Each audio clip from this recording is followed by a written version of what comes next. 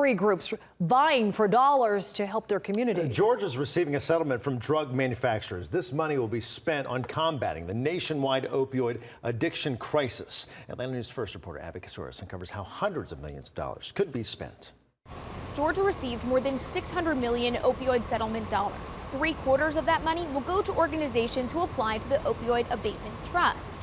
Those organizations submitting their proposals to the Department of Behavioral Health and Developmental Disabilities. They're now waiting. 7 years ago, I finally broke the chains of trauma and addiction. Danielle Bonanno says as a transgender woman, she struggled to find acceptance during recovery. She created Inclusive Recovery, a nonprofit helping more than 2,000 people in 10 counties. To see people who came in hopeless show up day after day now full of hope, and I think that's really I know that's my why. Opioid overdose deaths in Georgia increased more than 300% since 2010. The LGBTQ community 2 times more likely to abuse substances. Bonanno says their program is volunteer, operating 3 days a week.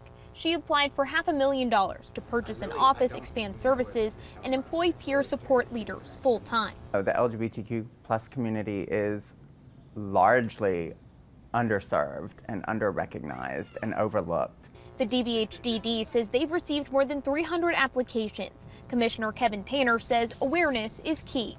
You know, with all the negative things that came with the COVID pandemic, one of the things that's positive has been a reduction of stigma around asking for help when someone has a mental illness or depression or substance abuse addiction.